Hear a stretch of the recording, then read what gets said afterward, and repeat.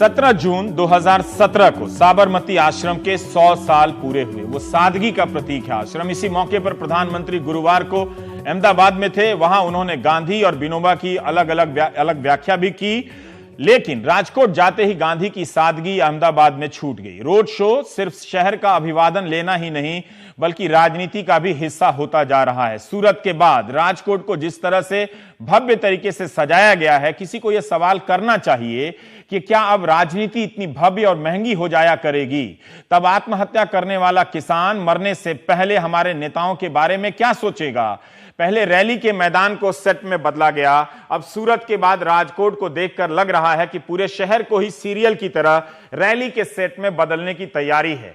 जरूर राजकोट के लोग काफी प्रसन्न हैं कि उनका शहर दिवाली की तरह सजा हुआ लग रहा है, मगर सवाल उनसे भी है कि क्या उन्हें नहीं जानना चाहिए कि अलग अलग एजेंसियों ने और लोगों ने क्यों अपनी तरफ से सजावट पर इतना खर्च किया?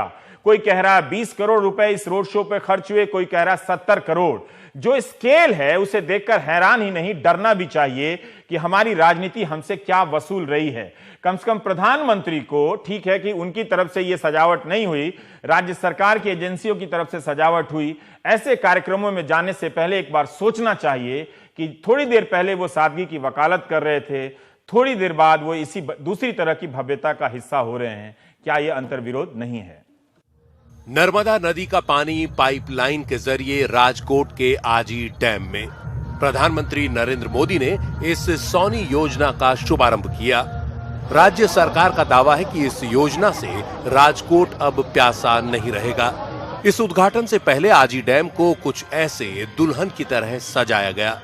और सिर्फ डैम ही नहीं, प्रधानमंत्री मोदी के राजकोट दौरे के लिए पूरे शहर को रंग बिरंगी रोशनी से नहला दिया गया। और इस चकाचौंध के बीच मोदी का 9 किलोमीटर लंबा रोड शो हुआ। पहले कभी ऐसा कार्यक्रम राजकोट या सौराष्ट्र में नहीं हुआ है। हमने सरकार के अलग अलग प्रोजेक्ट है, सेंट्रल और स्टेट के, उसके 40 सर्कल थीम बेस्ड बनाया है। लेसर शो हो रहा है 3-4 जगह, 3D शो हो रहा है। ऐसे अद्भुत नजारा, लाइट एंड साउंड शो हो रहा है। राजकोट की ये चकाचौंध नवरात्रि के दिनों की याद दिला रही है। लोग अपने फोन और अपने कैमरों में ये नजारे कैद कर रहे हैं। मोदी के शो के लिए दरअसल कोई कमी नहीं छोड़ी गई।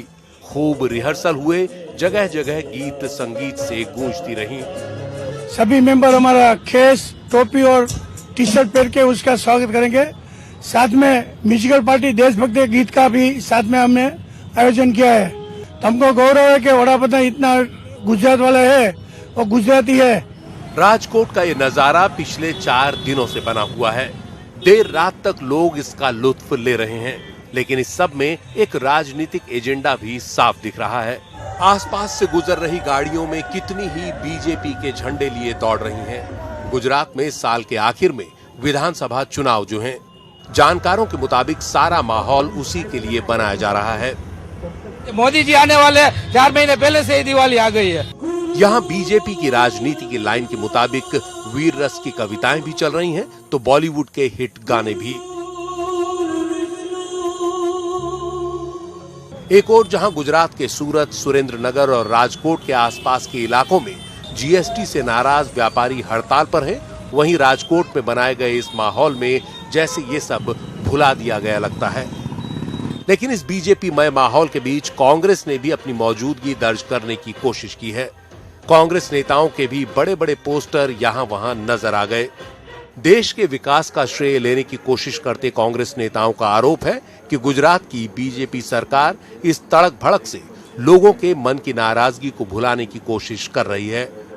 कांग्रेस के कई नेता तो बुधवार शाम से ही गायब हो गए, इस डर में कि मोदी के आने से पहले पुलिस उन्हें नजरबंद न कर दे। काफी लीडर आज अंडरग्राउंड हो चुके हैं।